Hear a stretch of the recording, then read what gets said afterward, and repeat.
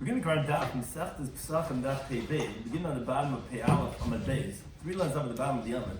The Gemara continues to explain halacha about this Mishnah, which is on the theme of all these Mishnayos, which was discussed in the Lord on Pesach as it comes in the state of Tumah. Some of the things discussed in today's Daf are regarding tummy items that are burned with hektish wood in the Beis Hamikdash. Machlokes Rabbi and Rabbi Yosef regarding some of the ideas when and why we don't let a person burn with his own wood in the Beis Hamikdash. Then the question regarding when would we burn a carbon, that's the next Mishnah, that left Yerushalayim and became tummy. Is it immediate, or is it you have to leave it overnight? This is Rabbi Machlokes when to burn a carbon whose owners died, which relates to that idea. So we keep the concept discussed today of our atzeh marach, which is the wood that was used for the fires on the Mizbeach, that was allowed to be used for also who people wanted to burn their carbons that became puzzle. Chashad is the idea of suspicion or suspecting a person, which we have two applications of that in today's daf. Ibit surah is halacha that there are certain things like if you do a carbon shlo lishma, it's pigul, neiser, tamei, yaitze, shlenuyim. Those things generally you hold out, you sarf miyad. You burn it right away. It's puzzle. You burn it. It's puzzle. But then there are certain things that the psul is only mishum davar acher. It's an extrinsic invalidation. It's a problem with the blood or with the owner, but not with the carbon itself. Then you don't burn it immediately. Rather, you do ibatsuri, you leave it the way Rashi explains it overnight till it becomes nicer, and then you burn it. Harasha is the concept that sometimes all the halach is one way, but for that moment there's a ruling that's counter that. So we begin the current daf. We're starting Pe'al on the base, 3 lines up at the bottom of the oven, where we said in the Mishnah, Nitma mi'utay b'chulu. If a minority of the carbon became tummy, so then the contrast to when we said if the whole carbon or most of it became tummy, then we said you burn it by the Beis Hamikdash in the woods in the Mizbeach. If only a minority of it, part of it became tummy, then you burn it wherever you want to, and you use their own firewood. You don't use the firewood of the Beis Hamikdash. And I think we're asking a contradiction from Mishnah we had on Perek Ela Oven and Daf Testament out. The Mishnah there says the same idea, the same halacha. Two psul. Let's say someone left Yerushalayim, and he recalls that he has in his hand meat of kachim from a carbon, which now the meat became invalidated because it's what's called psul yaitze. It's left the perimeter of where it's allowed to be. So imav seifim, if he passed seifim, which is a place that you could see from there. The word seifim means to see. That you passed already the place where you could see the Beis Hamikdash, and from that point on you can't see it anymore. So then seifim, you burn it in your place wherever you are. In other words, the Chacham did not require you to go through the effort to return it and burn it in Yerushalayim because you already were at a far distance. Now, and that's a chiddush because although the Gemara tells us in Chadam and Aleph that where you eat the kachim, that's where it has to be burned, from the pasuk of Bakodesh Ba'H Starv. However, that once you already passed very far, then you don't have to go back. But ve'im lav, but if not, then if you continue to have a Beis Hamikdash, then you go back. If you didn't pass that point, you go back to the front of the Beis Hamikdash, and you burn it me'atzeh hamaracha from the woods of the fires of the Beis Hamikdash. So Rashi explains the Gemara's question is obviously you see that even mi'uta, because we're talking about here a kazayis, that's what the case was. A guy has a kazayis, a bus or kaidish. You see that you burn it me'atzeh hamaracha. You just told me that it's only if the majority of the carbon or all of it, then you burn it from the Atzmarach, but if it's only mi'utai, then you burn it from your own wood. Here you see clearly that's even from a kazayis abasa, which is obviously mi'utai, much less than that you're going to burn it from the Atzmarach, from the firewood of the Beis Hamikdash. So Amar Rav Cham Ba'ukva, the Gemara says, look, the Gemara gives 2/3 answers to this question. Khan, he says, the Mishnah over there is Toma Bach Sanoi, by a guest, which doesn't live over here, where he doesn't have of his own wood. So we let him burn them from the Atzim Aracha. Khan, over here in our Mishnah, is by a homeowner, someone who lives over here, therefore he has to use his own wood. That's one approach. A second approach, Papa says, no, both of them are talking about by a guest. But Khan, over there is too much emphasis, but Derek already started going on the road, on the journey. So there, they didn't require him to go through the effort to go ahead and find his own wood. Because that was the wording over there. The wording over there was, also someone that left. Obviously he's on his journey already, and although he's before Tseifim, so we require him to burn it and come back, but he doesn't have to use his own wood. The guy didn't start traveling yet, so he's still home. Go take your own wood. There's no reason why you have to take the wood of the Beis Hamikdash. Now, Rabbi Zvid Amar, he says, Truth is, like we said in the first pshat, the first interpretation, that Khan over there is Tuma Machsanoi, whereas by a guest, and Khan over here in our mission, the Bela Bais. And what he's essentially coming to say, as Rashi is explaining, is he's just coming to disagree with Rav Papa's contention. But Avagav no, not like Rav Papa. Even if the guy didn't start on his journey yet, by Achsanoi, by a guest, even the Leslie, since he doesn't live over here, so although he's still in the house where he was, Asur Kitzakanan, they make him like the guy who's a miser, did not agree in the Mishnah, Hatzakanan, although there in that case of the Tzakanan we said, really he's supposed to use his own wood, but he's a miser, so then we say he burns in front of the Beis HaMikdash because he wants that benefit from the wood of the Mizbeach. Here too, this guy also, the Achsanai, even though he hasn't gone on the journey yet, also, we also let him. So really, he's saying like Rav Chama. And he's just coming to this with Rav Papa, and he's explaining what Rav Chama was saying. That since the guy doesn't have his own wood over there, so they made him like Tzarkanan. And so wait a second, so why does that Mishnah say V'hichsik Baderech? I mean, that was Rav Papa's raya, that's the differentiation. Because there, once you start on the journey already, that's why you don't have to use your own wood.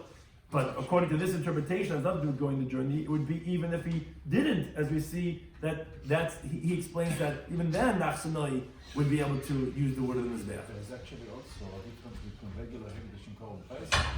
Maybe because the Kol Pesach may be different because the real it's a Hegdish. Right, it says it's a Hegdish, and our mission is. And over here we're talking about Pesach. We're talking about all types of Kabbalas in our Mishnah. Talking about all hectares. And yeah, even the Korban Pesach shouldn't be any different either. It's anything that you took out of the perimeter of where it's supposed to be, because they actually all learned that from the same source, all the same halacha. So what's the point? So why does it say that Hirsi B'derech? So Rashi explains, according to this interpretation, it's only regarding the Chazara, meaning, do we make you come back? If you left already tzayfim, we don't make you come back, but if you didn't, that's why we're just saying Hirsi B'derech regarding, are you ready to start on your journey? How far did you go to make it come back? But not because of the Eitzim and the Maracha. Even if you didn't even leave, you could still use the Eitzim Maracha because you're an Achsanoi. So that was 2/3 interpretations to resolve the contradiction between our Mishnah and the Mishnah on the Chodal and Perikol Shah. Now, we learned in the Braisa, regarding this halacha in the Mishnah, we said that if it's miyutay, you use your own wood and you can burn it whatever you want to. If it's the rubai or kulai, then it's in front of the Beis HaMikdash with the wood of the Mizbeach. Now, let's say you mix up those two variables. Let's say the guy wants to burn it in his own courtyard, but from the word of the fires in the Mizbeach. So in Shem, we don't listen to them, as Gemara is going to explain the reasoning shortly. Now, let's say the opposite. Let's say you want to do the Fnei HaBir, you want to do it in front of the Beis HaMikdash, but from his own wood. In Shem, we don't listen to them. So again, that's mixing up Mahapachat. We said that when you do it in front of the Beis HaMikdash, you use the wood over there. Using your own hand, using your own wood. Let's say you want to mix up those two variables, you can't do either one of them. So the Gemara says, Bishlam Matzamaracha, Bechatzer is saying in Shem, we understand why you can't use from the wood of the Mizbeach in your own courtyard. Dilma Paishim, because you might take from the hektish, from the Bedek Abayis, and you can have some left over. You didn't use all it. You didn't need all that wood to burn your carbon, which was possible. But for us, it's going to cause us something about because you're going to have benefiting from it for some other benefit. Now, the actual benefit that you use it to burn your carbon, that's not me'ila, because that's a stipulation of the courts that people, when they're makdish it, that the courts could use it for what they see fit, and a plus of carbon is included in that. So that's not considered me'ila because it's a hektish item. But you're going to use it for your own barbecue you're having later that night. Oh, that's me'ila, and therefore we're concerned for that. So we don't know why you can't do that. But using your own wood in front of the Beis HaMikdash, my time and life. What's the reason? What's the problem with that? Why can't I bring my own wood? If anything, I'm not taking away from hektish. So the Gemara has two interpretations. Why? Rabbi Yisrael says, "But I don't want to embarrass someone that doesn't have his own takana, like weddings. I don't want to be involved with some kiddush, and maybe some herring. That's it. Because you bring your own wood. Look at him. We have to use from the shul, and he has it. So not to embarrass the guy who doesn't have. Rabbi says, no, it's suspicion because after the burning, so he brought all this wood. He's going to take home the leftover wood. Someone sees this and look at this guy. I got him for hektish. Look at him in the zekel. He's taking some wood back home. He's like, why not? No one's looking, but it's his own. So because this is suspicion, That's why we don't let him bring his own. So what's between these two interpretations? The difference between them is the Aisi Kani v'chor Yaisa. If he brings reeds or branches of a palm tree where everyone knows that's not from the Atzim Maracha because they're very light and they burn very quickly, the Lechaz Maracha, it wouldn't last if we want to do it for the fires of the Mizbeach. So there's no suspicion because everyone knows it's his own. But it would still be because of the other reason, Boishas, it's embarrassing because look at this guy, he brings his own. Bring the eigene chavma. It's embarrassing because other people say like we can't afford. His wife's saying when you go burn your cup and look at Yankel, he brings his own while you're not having it. So we don't want to embarrass. So that would be the difference between the interpretation. Now a similar type of machlekes. It's not Hassam. There's a Mishnah Masechtas Talmud that says Rosh Hamayim, the one that was in charge of the Kahanim, he would line up the Tamei Kahanim of that base of that family every single morning. Al Shahar Mizrach, on the eastern gate, where people would come into the temple, not to the Harabais, and he would line up all the Tamei Kahanim when you see them when you come in. It says, what's the reason? So here also we have two interpretations. The Rabbi says, to embarrass them, to shame them. They weren't careful from becoming Tamei. When the Avodah of doing the base of Mikdash next morning was imposed upon them, they should have been careful. Let everyone see when you're coming in that these are the Kahanim that became Tamei. Rabbi, he said, no, it's because of suspicion. We don't want people to suspect them that, wait a second, where are they? How come he's not here? He's not here. What's going on? It's because he had a job to do. So they put them over there so that people should see them and know. No, the reason why he's not doing that today is not because he had some type of job or he had something else he wanted to attend to. Because they're tummy. And again, we're bringing this machlekes over here because of that we were discussing the previous discussion of Mabnei HaChashad. It says, what's the difference between these two different interpretations? So the difference between them is mefanki, a delicate person, more of someone who never really works.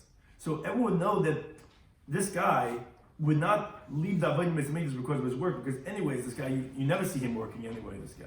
It never works. He maybe makes some money somewhere, I don't know where, but this guy doesn't work.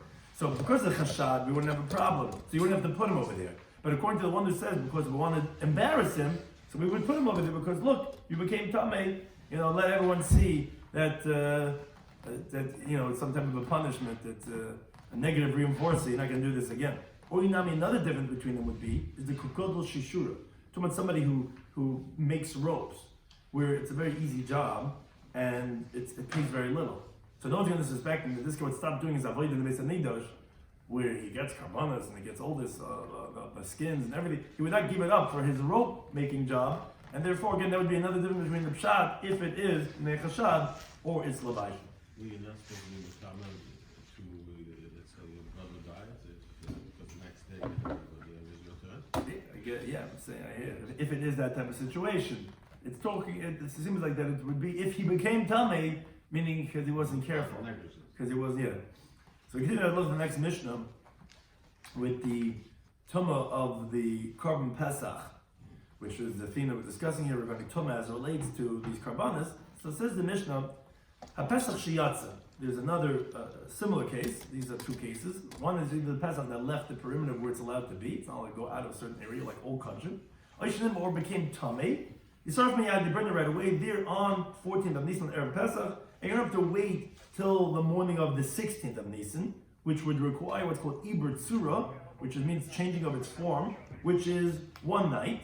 Now, meaning why are we saying 14th or the 16th of Nisan? Because the 15th of Nisan, the morning of the first day of Pesach, that for sure we wouldn't burn it, and as the Gemara learns out later on, next up, Pegim on the base, what's called Ein Sarf and Kachim Yom Tov. We don't burn Kachim and Yom Tov. So it either would be now, which we're saying it's Yisarf Miyad, or, as in the next case we're going to describe, you actually have to wait till the 16th of Nisan, which is the first day of Chol Moed in Eretz Yisrael, because you can't burn Kachim and Yom Tov. But here, if the Pesach went out of the area, or if it became Tamei, you burn it right away. But let's say the owner became Tamei. So the owner died, where that's not called a psul b'gufa, it's not invalidation of the carbon itself. It's what's called machmas dava acher, it's something secondary, because when the owner dies or he becomes Tamei, there's a problem what's called in la'ichlin.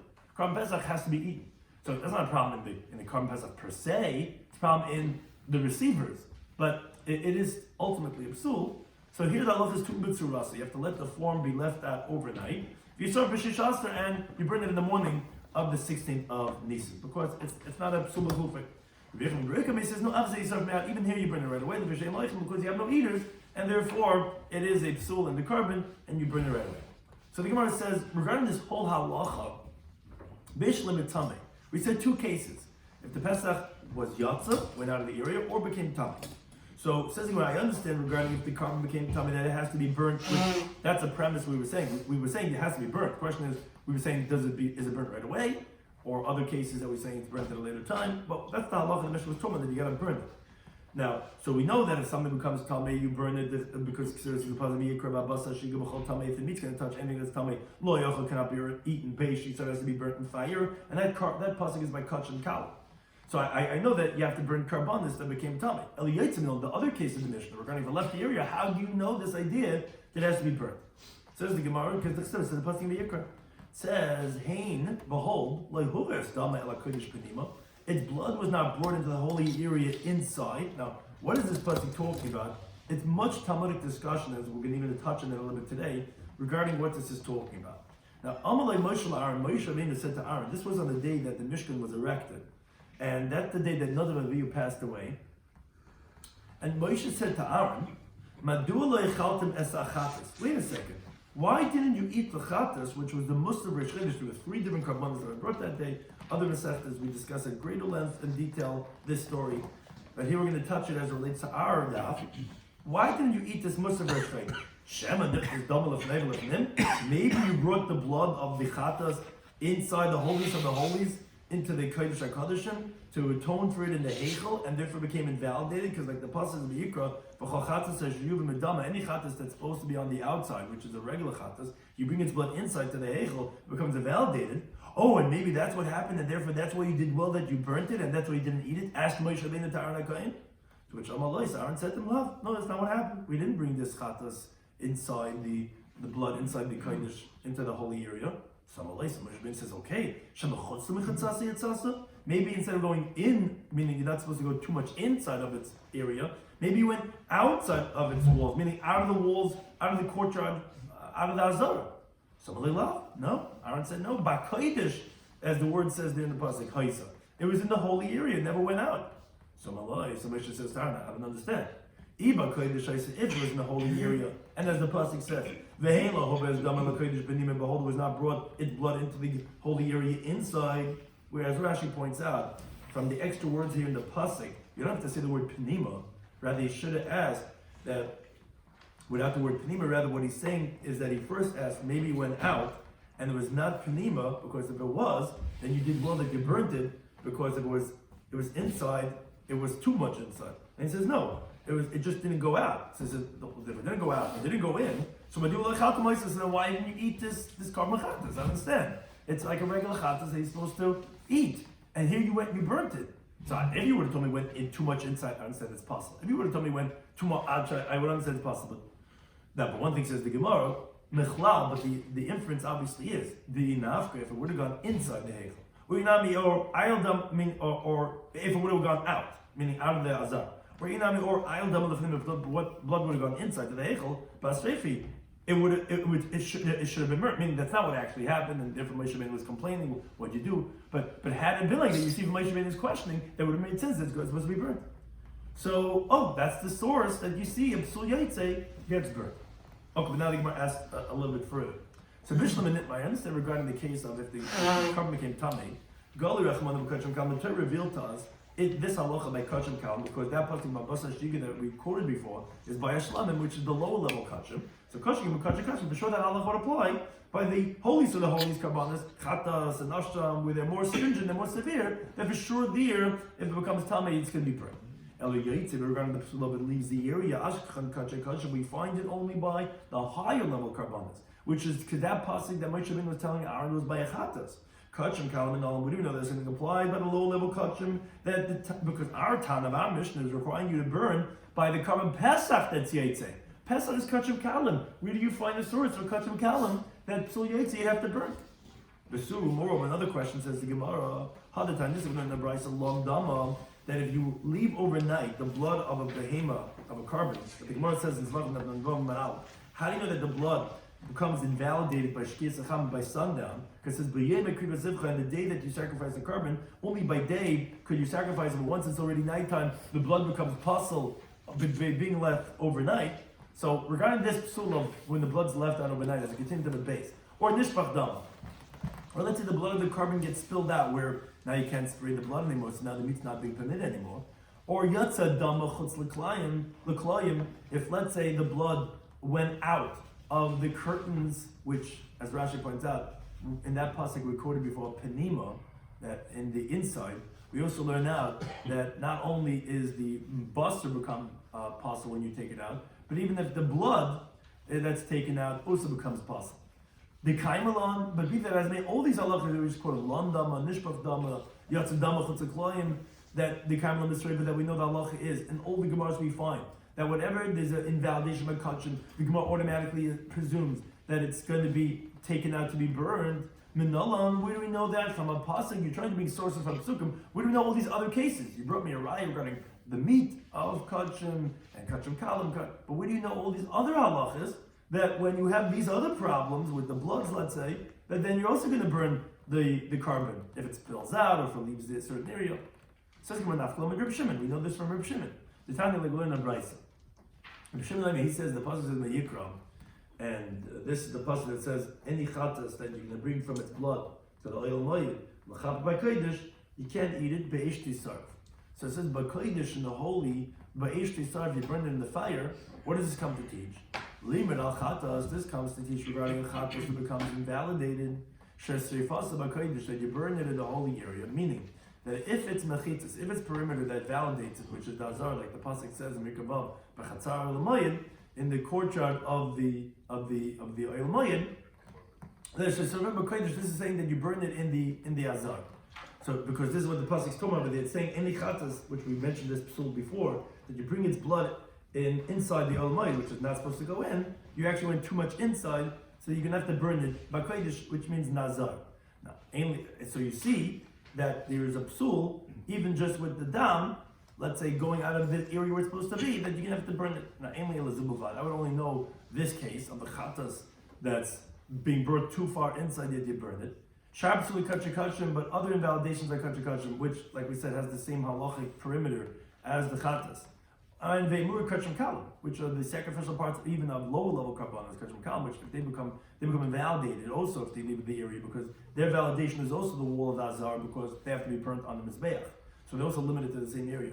Minayin, how do you know that even when they become invalidated, that's where you have to burn it? And as Rashi points out, that's why we say Emurim, because if, let's say the meat of Kachim Kam became Tomei, then they're actually, the area allowed to eat is the whole city of Yerushalayim. So therefore actually you could burn it also in the whole city, as the Mishnah, as our Mishnah taught, that you burnt on the Chatzrei Seim or Al Gagei Seim, the carbon Pesach that became puzzle, you didn't have to burn it by the base of Megdash Nazar, you could burn it in your own courtyard. But how do you know regarding these cases that the area is the Azara, that you have to burn it over there? Because it says there in the beginning of the pasuk, what's B'chol? But Kodesh B'esh Tisarv, that anything that becomes invalidated, that you have to burn it there in the Azar. Now, Ashkhan Kachikachim, but okay, that you know is only things that are similar to the Chatzis, which are Kachikachim. Kachim Kalim, but regarding those that are low level karbanos that you have to burn it at all by, let's say, other invalidations, let's say of Yaitse, besides that of Tumah. Minolan, how do you know? The reason is because you can't learn that from Tumah, because Tumah is different, because Tumah is a very stringent halacha, where it's a problem in Trumas and Meisers. So that would be a more severe halacha. So we know that there's a law of Tumah. But regarding all of the psulim of Kachim Kalim, let's say of Yaitse, where it leaves a certain area, how would you know that halacha? You can't learn it from Chatzis. Chatzis is Kachim. How do you know those halachas too? So the Gemara says, Eli, you're right. Everything we said up until this point, the Gemara basically says is not correct. This that we know, because we see this throughout Shas. Anything that has an invalidation regarding kachim, that you have to burn it, doesn't make a difference. The lower level karbanos, the lighter kachim, it doesn't make a difference. The higher level kachim, Gemara, Gemirla, it's a tradition that we have. It's halach like Sinai, that the halach is going to be that you're going to burn it. Now, chatas to Aaron, we brought the story of the chatas of Aaron. Now we don't need to tell you that you have to burn it because, as we'll mention, and it's other times in Shas, that was it because of that Aaron was an oinen, because his son literally had passed, or because it had left a certain area. No. The reason why we have that story is Mishal Meisa Shoy Kachaya.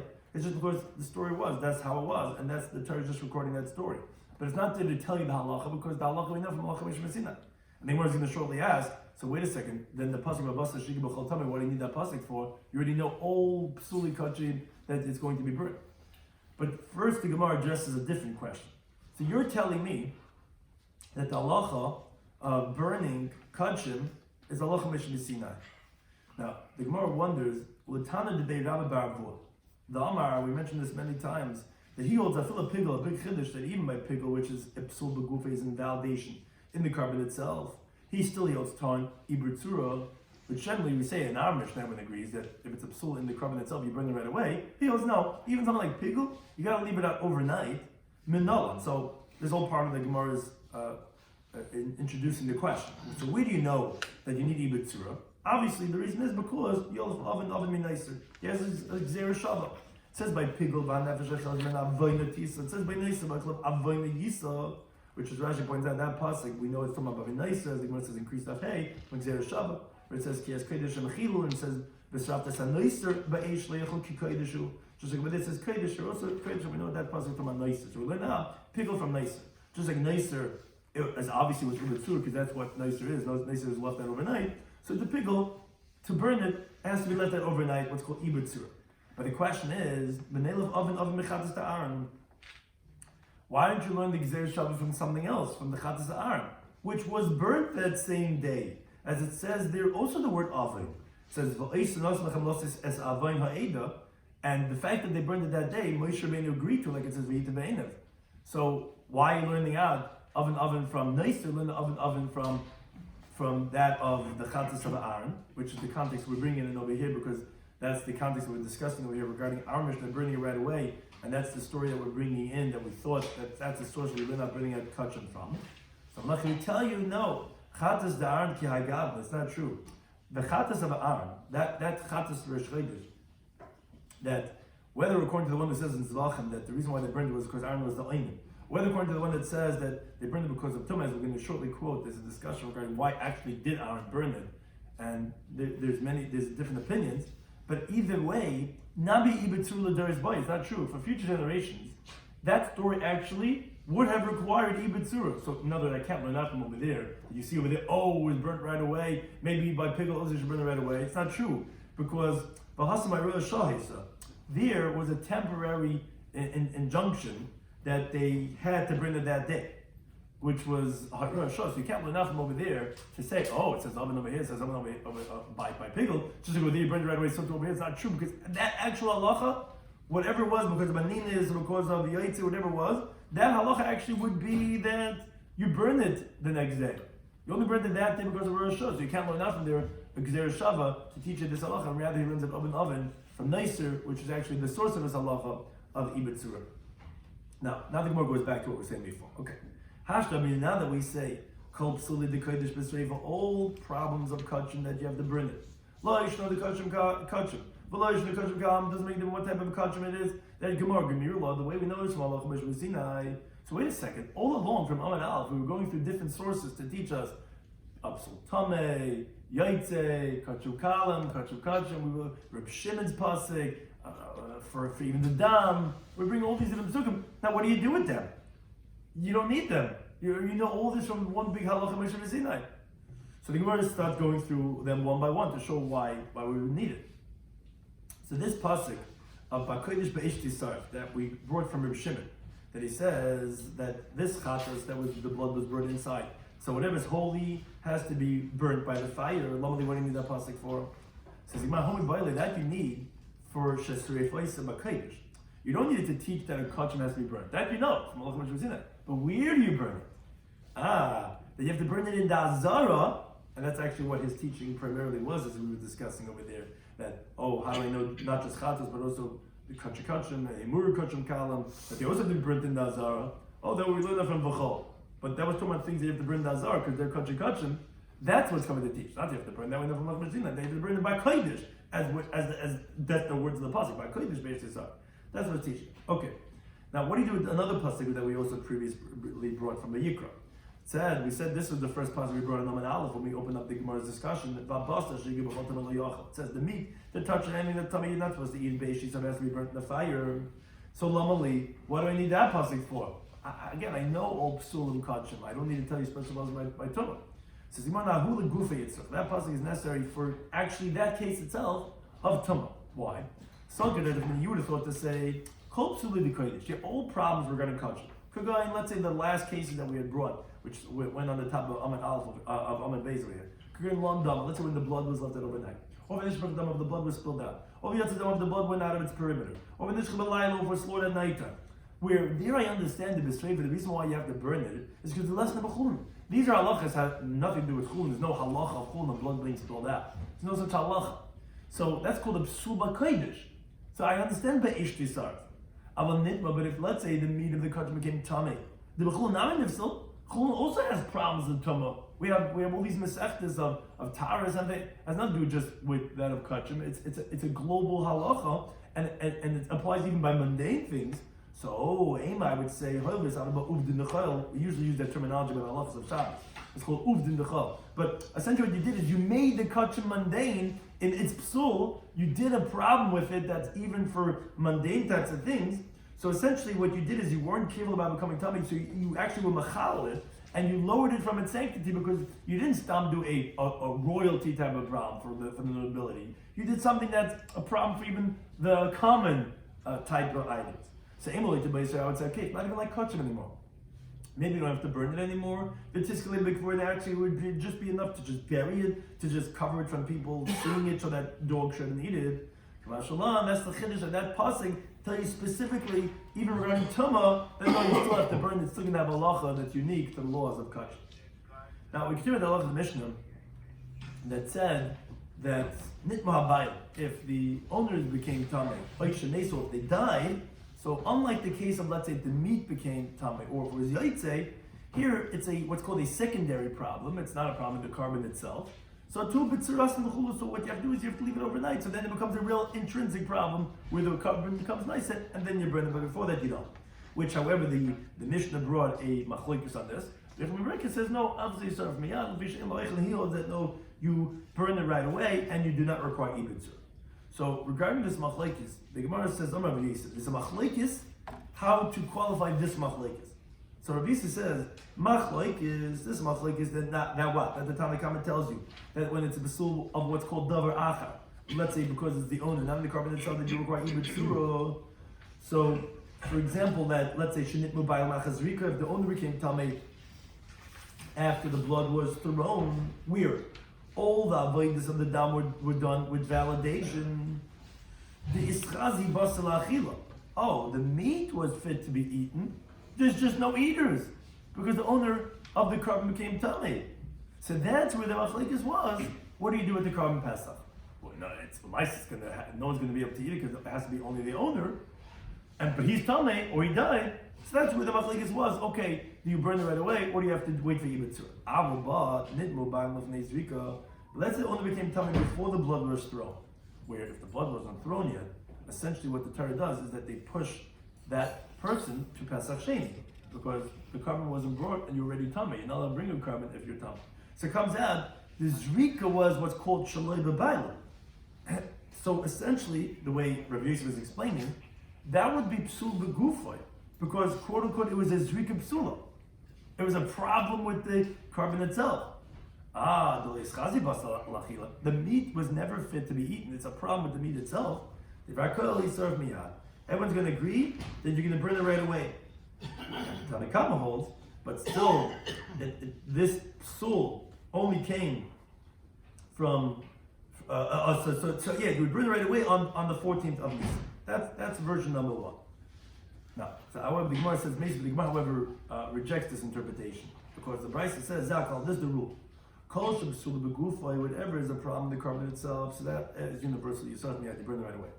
But dam, if it's a problem with the blood, for example, let's say the blood became tamei or it spilled down the ground, or a problem with the owner, let's say the owner became tamei, the owner died, whatever it is, you have to leave it out overnight to become possible, and then then you take it out to be burned. Now, one thing says the Gemara is ketani bayam dum the dam. The case of the owner is compared to the case of the blood. Now, just like Madam, just in case the blood is obviously lifnei zrika, obviously because you can't have a problem with the dam if you really sprayed the blood. So obviously the problem with the dam is before the blood was thrown. So Abaylam, also the owners, is lifnei zrika, is that he died or became tummy, let's say, before the blood was thrown. And you see that you require Ibitzura according to the Tanakama, but that rejects what you said. You said if the problem is before the Zrika, so then everyone agreed to serve miyad because it's a Zrika Psula, it's a problem with the carbon itself. So the other says, you're right, the opposite. If we really said this statement of Rabbi Yosef, Ha'chedma was the other way around. Machlekes, the whole machlekes between the Tanakama and Rechim was Shenitmu Bailim Lefnei Zrika. That was their machlekes. Only if the owner became tummy before the blow was thrown. That's where Rabbi Yechon is going to disagree. He's going to say, okay, then he's going to say you serve miyad because the leischazi baslachila. The meat's not fit to be eaten. The havli kipsul b'gufa. According to him, it's like an intrinsic invalidation, which is what we wanted to say according to the first version that everyone holds. But we brought a brayse clearly that the Tanakhama does not hold like that. So no, to the contrary, it's Rabbi Yechon who would hold then only then that you would burn it right away, and the Tanakhama would hold that no. Ultimately, this invalidation of the carbon is only from something secondary. You're right. You can't. You can't spray the blood, or it's what you call zrika psula. It's not be'etzim in the carbon in the lane. It's really from the fact that the owner became tummy. So that's what's called machmas dava achra. And he would hold you would still have to have ibitzur. But let's say the owner became tummy after the blood was thrown. This chazibas lachim, the meat is fit to be eaten. All the ways that they were done behechsher. They were called, and everyone, even the Tanakama, even the Rabbi Yechon Reikum, would say psul machmas dava achra would be considered a secondary validation. Ubayi ibitzur. And even Rabbi Shloimy would agree that you have to leave it out overnight. That is Rabbi Yosef's interpretation. Rabbi Yechon Amar, he disagrees. He says no. Even if the blood was thrown, Nami Machlek is still going to be a Machlek, and that is according to Rabbi Yechon. In Rabbi Yechon and Ben Bereka, not to be confused, one's Namar, one's a Tana. Rabbi Yechon and Bereka would hold that you don't need Ibitzura, even if the blood was thrown already. There's all the hechsher. Still, not like Rabbi Yosef, still you require ibitzur. And says the Gemara, but us the Rabbi Yechon Tameh. Rabbi Yechon goes according to his reasoning. Rabbi Yechon says Rabbi Yechon Bereka, who we just quoted from Nechemia, which we're going to explain. They say the same thing. What's this? So although this looks like just two lines over here, it's a little bit much in the Rashis. Rabbi Yechon Bereka is Hadaman. We just quoted what we said. Rabbi Yechon Bereka says in the Mishnah that even if it's nitmu bailam or yishamesu, he says you serve miyad. Now, we have Machlekes Rabbi Yosef and Rabbi Yechonon. What's that case? Is that only if the owner became tamei before the blood was thrown, or even after the blood was thrown?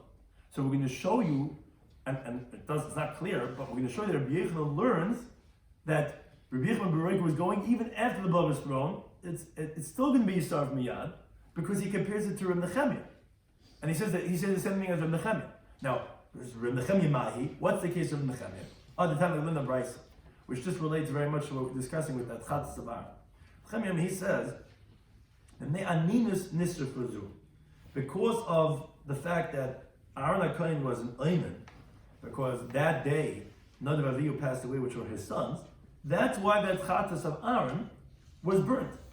Because as an Oymen, you're not allowed to eat kachim. Like the Pasuk says in Dvarim Chavav, even by Meiser, the person says, Vidu Meiser says, I didn't eat Meiser when I was an Oymen, which is when one of his relatives passed away the day of the death.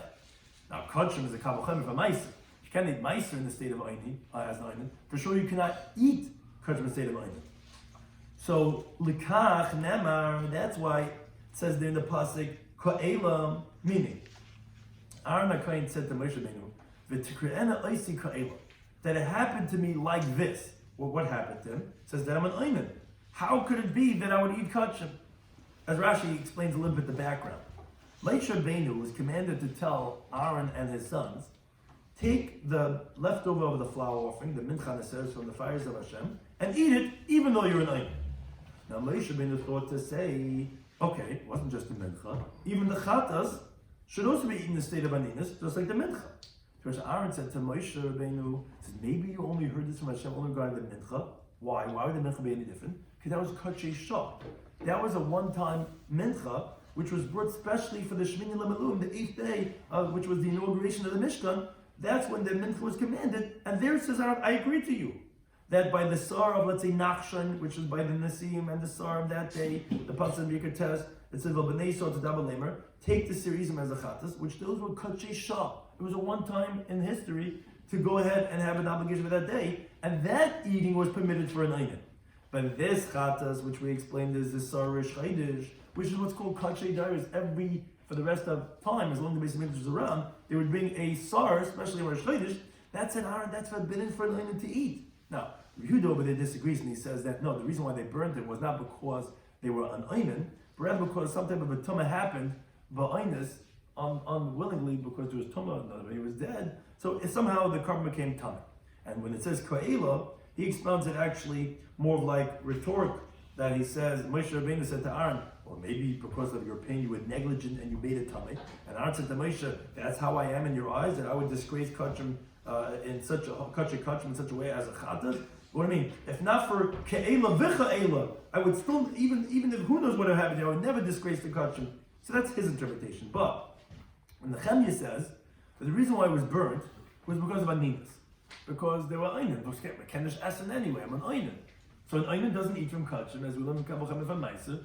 Only those which are kachei shah, but kachei dairis, sarish chaydish, which is this one of the three serum they brought that day. It's for all time, and such a thing is not eaten. So what do we do with it? So we burnt it. Now says the Gemara, not ba'aninas, burning a carbon because you're an einin is kila achas rika havya, is the equivalent of the problem with the bailim after the blood was thrown, because as Rashi says, even if none of you died before the blood was thrown. But that's not a problem in the zrika to be quote unquote a zrika psula, because you can't compare that chatas to a carbon pesach. Carbon pesach is primarily for it being eaten. So you could understand that if the owner's tummy before the blood was thrown, you would call it somehow a zrika psula because it's a psula in the carbon because you can't eat it and it's all for eating. But a chatas, we're not concerned if it's eaten or not. The whole point of the chatas is an atonement. And that's still appropriate for the whole Jewish people as an atonement. Now, Rashi says, well, wait a second. Why is no one bringing up the idea that they sacrificed it? They did the avodah when they were on Ninan. And maybe that invalidated because an oinen that does the avodah is machalet. So that says Rashi, no. It wasn't the Kohen Hedyetz that brought it. Aaron himself brought it. And the Gemara in Yom Gimel Beis tells us that a Kohen Gadol does the avodah as an oinen, and he just doesn't eat it. As the Gemara says in Vachim Leftev Al, which actually that's why they expounded here in the Pesukim by Aaron. Hein hayom ekrivu. Moshe Rabbeinu said to Aaron, maybe, I understand why you burnt it. Maybe because your sons, they were einin and they did avodah, and therefore they invalidated, therefore they burnt it. And that Aaron says, Hein hayom?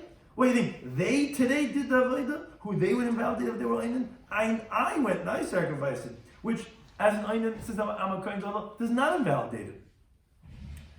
So essentially, the psul of einin is just like the psul of a korban pesach after the blood was thrown because it has no relevancy.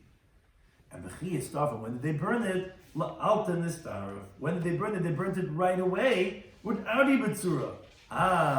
So the fact that Rabbi Yochanan says Rabbi Nechemia and Rabbi Yochanan are saying the same thing, obviously holds that the machlekes of our Mishnah is even if the owner became tamei after the blood was thrown, where the avodas were done of the dam, all with validation, behefsher. And even so, he would burn it right away because there's no one to eat it. Which was like the Chatz of Aaron, that they had no psul, even if there's no eaters, there's not a psul in the carbon. It's just there was no one to eat it. Okay, so we're just gonna leave it around. We're gonna burn it. Is no psul b'gufay. Doesn't make a difference. We don't care about psul b'gufay. So you see, Rabbi Merki also held even after this week is done, it doesn't make a difference. There's no one to eat it. So that's a problem here. So we have nothing to do with this carbon pesach. So we're gonna burn it right away. That's the source that we see that Rabbi Yochanan is l'tamei, as he explained that Rabbi Yochanan and Rabbi Nechemia are saying the same halacha. Obviously, it's even after the zrikas hadam. Something to discuss in today's Daf in Psachim Daf Pei Beis was that we had the halacha, the Mishnah we explained. We said if some of the carbon became tamei, so what you're going to do is you're going to burn it from their own woods. I will in the Mishnah that you burn it from the Atzei Hamarach, a Mishnah elsewhere. So the Gemara says either over there is Toma Bayach Sanoi, the guy doesn't live over here, so he said we let him use the Atzei Hamarach. I'm just talking about Baal Bayis. Baal Bayis says use his own wood. Or no, they're both talking about Bayach Sanoi. But our Mishnah is talking about that the guy didn't start traveling yet. It's okay, use it from your house. Over there, he was Hitzik Badarach. So therefore, he could use that from of the Atzei Merach. Then the Gemara went on to say that, well, we don't let you do 1 and 1, meaning you can't burn in your own courtyards in the Atzei Merach. Now that's a problem because you might leave over some and you might come to use it, it's committing me'ilah. But neither can you burn from your own wood in front of the Beis HaMikdash, either so not to embarrass whoever doesn't have his own, so we only all use the communal one, or because of suspicion that they're going to see you taking home some wood, they're going to think you're taking from Hekdesh. And the nafkamina would be if you have reeds or thin branches where no one's going to think that it was from the Beis HaMikdash, but it would still be mabayish someone that doesn't have his own. Similar discussion we had that the one in charge in the Beis HaMikdash would put the kohanim who were tamei b'sham Mizrah. Everyone saw these kohanim lined up, either to embarrass them that you weren't careful to be tahar, or because of suspicion to say, hey, why is this guy not here? And maybe he just went out to do his job. And the difference would be either mefanki, people who are they don't usually work anyway, or those who have a cheap job and they wouldn't have to give up doing the avodah. So again, chashad wouldn't be, but levaishim would still apply. We went to the next Mishnah. We're going to carbon pesach that left its area or became tummy. So there we said that's a psul b'guf, you burn it right away. But we have machlekes regarding if the owner became tummy or if he died, where it's not psul b'guf, do you burn it right away or do you require ibid surah? Now, quite ultimately, the conclusion of the Gemara, which the Gemara first went through many psukim trying to bring sources from psukim, ultimately the source is that any psul ba'kodesh that has to be burnt is the Gemara Gemara that's halacha ma'aseh b'sinai. Now, so what's with all the psukim that we brought that we thought those are the sources? So with the chatas of Aaron, which we ended Daf with also what we brought in earlier, that's because Ma'aseh Shai, which is we're bringing that story, but that's not the source. Now, parenthetically, once we brought in chatas Aaron, the Gemara wanted to know, why don't we learn a pigel from Gzeir Shava from chatas Aaron and not from Neiser, where you could have that oven from there too, and actually there you would see you burn it right away, and not from Neiser, because that was Merah Shah, therefore that you burned it right away, and then we cannot learn that from there. Then we said that what do you do with the pasuk b'kodesh b'eish tisarv? That's to tell you that where do you burn it? B'kodesh. We know you burn it malach b'shizina, but where do you burn it? As we said, kachim are in the azar. Then we said the pasuk b'abasa sheiga b'chal tamei b'eish tisarv. What do you need the pasuk to tell you regarding tama? We know all psuli kachim. So that says the Gemara you need a legufe, which to tell you that even though that tuma is a psul b'chulun, also you wouldn't put to say that this is like made it ubd in the chal and therefore downgraded and therefore it's not like kachim. They want that you could just bury it. Then no, it's not sufficient with burial that you have to also burn it. Then we discussed the machlekes in the Mishnah regarding nitma bailam. If you require ibud surah or not, we had a machlekes how to qualify that machlekes. Now, the conclusion of the first approach of Rav Yosef was the machlekes is if the bailam became tummy before the blood was thrown. Okay, before the blood was thrown, then you could understand Rabbi Yechim and Bereka that he would hold that okay, the meat wasn't fit to be eaten because it's so to speak it's like a psul b'gufa, because hey, the blood's not being thrown. You can't. How are you throwing the blood? There's no one to eat it. So you could call it like a zrika psula. But after the blood was already thrown, according to everyone, you're going to require ibid surah because there's no problem. The carbon, all the avoidance, even the dam, was done appropriately. So therefore, even Rabbi Shloimy would agree that you have to do ibid surah. Rabbi Yechim said no. Even after the blood was thrown, it's still machlekes. Even though Rabbi Shloimy would hold that you burn it right away, and that's l'shitasi because he says that Rabbi Shloimy is like Rabbi Nechemia, who said the reason why the chatas of Rish Chodesh on the Shmila Melua it was burned was because of aninos. Now aninos by chatas has no relevancy to the carbon itself. By you could say by let's say by Pesach, where if there's no eaters, let's say the oinen or whatever it is, so, there only the Kohanim could eat it, and let's say they're all oinen, which is like a regular owner of a carbon. Pesach became tummy. Pesach becoming tummy, the owner is integral because the whole purpose of the carbon pesach is to eat it. Chatas, we don't care if anyone doesn't eat it. It's still brought to atonement, and so that's essentially kalacha zrika by Pesach, and still they burned it right away. And he's saying that Rabbi Shloimy is like a Nechemia. Obviously that even over there he holds that even the achas zrika is going to be yisaref miyad according to Rabbi Shloimy. Thank you.